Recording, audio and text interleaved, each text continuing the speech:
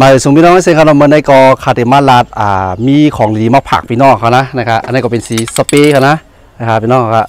สีสเปรย์อันนี้มันสิทธิ์เหมือนจังว่าพวกก้นหักรถค่ะเนาะเพราะว่าเอาล้างรถมาเย่าๆก็จะเอากูฝุ่นเข้าหรือมันเป็นฝุ่นมันหักรถเท่าเนาะอันนี้คณะสิทธิ์แล้วเรากันหนูบ้างคณะพี่น้องนะครับกันหนูกันมาเยี่ยวเหมือนจังมาเยี่ยวมันในเมนนั่นน่ะเนาะกันเหมือนจังว่าไอมันออกแทนมันได้หอมหื้อกันนะแล้วมันได้คืบเงาป้าเป็นน้องครับมันได้พวกสิทธิ์มันได้เงาวิบๆกันนะพี่น้องนะมาตัวค่ะใครสิทธิ์ในพี่น้องครับนี่ค่ะอันนี้ไอ้ห้างปืนนี่เป็นปั่นป้าโตอยู่นะครับพี่น้องครับนี่มันได้งอกขึ้นงอกโลดแล้วสิทธิ์ที่ไหนก็ไรกันนะมันได้สไลด์กันนะสิทธิ์ที่ไหนก็ไรเราสิเป็นเสียนที่ไหนก็ไรครับแน่อันนี้มันไหนกันนะพี่น้องมาเต้นจำมาไอ้สิทธิ์กันนะเพราะว่าไอ้นี่กันนะเพราะมันลำมันเลยกันนะพี่น้องมาเต้นจำมาเพราะลำมันเลยกันนะนี่พี่น้องนะเพราะลำมันขี้ไข่อะไรกันนะในห้องนั้นสิทธิ์นี่มันละแหมมันได้เงามันไหนกันนะพี่น้องได้เลยมันติ่มเหมือนนะไม่ก็มันติ่มมันมันเจอพี่น้องเขามันติ่มแหงคณะมันตีมันแหงเจอมันลำก็ลำไม่ที่ไหนคณะมันติ่มมันจังว่ามันติ่มหายก็จางกว่าที่ไหนคณะเนี่ยมันติ่มล้ำเหมือนลวดแล้วเหมือนใหม่ลีครับพี่น้องด้วยเนี่ยเจ้าเนี่ยเลยสิทธิ์นะเนี่ยบริสิทธิ์เยอะด้วยกันเลยเนี่ยพี่น้องด้วยกันเนี่ยอันนี้นะเนี่ยมันห่างเหมือนนั้นนะแต่พอสิทธิ์ได้ด้วยล้ำแบบห่างลีที่นั่นกว่ามีกับพี่น้องนะเพราะเป็นสีล้ำเนี่ยมันเงาเนี่ยไอ้ก็หอมนะหนูก็ครบเขาสายไฟแล้วนะป้อนหนูใกล้เขาลวดเท้าป้อนเนี่ยจึงเอาตัวในซิดครับพี่น้องครับล้ำเงาไว้นะครับเนี่ยเหมือนลวดเท้าไหมไว้แต่เสียนะ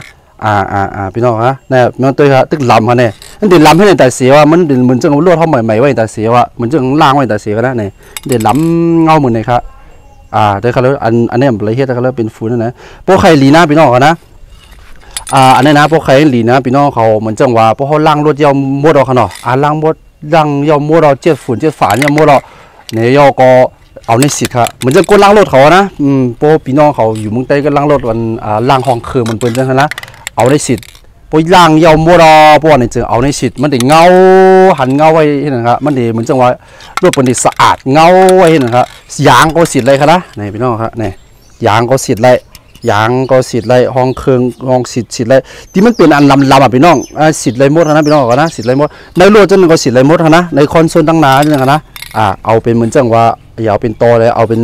พองๆอะไรก็เนี่ยสิทธิ์ไรเนี่ยมันได้ล้ำเงาเหมือนเงาใหม่ๆนะพวกสิทธิ์แล้วก็เอาผ้าเจี๊ยแต่ก็ไรครับผมผ้าเจี๊ยแต่ก็สิทธิ์เนี่ยไว้ก็ด้วยกันแล้วเงาแวบขนาดนั้นโอ้เข้มนะพี่น้องกันนะสำหรับพี่น้องเขาสนใจเนี่ยก็สั่งมาเลยครับเนี่ยสั่งมาเลยครับพี่น้องครับว่ามึงไทยว่ามึงไต้ครับนะสั่งมาเลยครับจัดส่งเลยครับพี่น้องครับของอันคาขายไว้ก็มีน้ำครับพี่น้องเขานะมันได้มีน้ำยาสิทธิ์F4เขาว่าแล้วก็ตัวคัดไฟนาเขาจะนะแล้วก็น้ำยาคัดไฟนาจังแทงแล้วก็น้ำโอเย่เขานะของไอ้นั่นโตโยต้ากับอิซูซุเขานะสีของกับสีเขียวเขานะมีขายหมดครับพี่น้องเขานะสองพี่น้องเขาสนใจใครสั่งของเนี่ยก็ต้องตักถามเขามาเลยครับนะพี่น้องเขานะค่าที่จัดส่งปันครับนะราคาก็มันกลางครับพี่น้องครับเพราะว่าพี่น้องเขาสั่งปืนได้น่าจะกลางนะว่าสั่งค่าได้หมดกลางครับ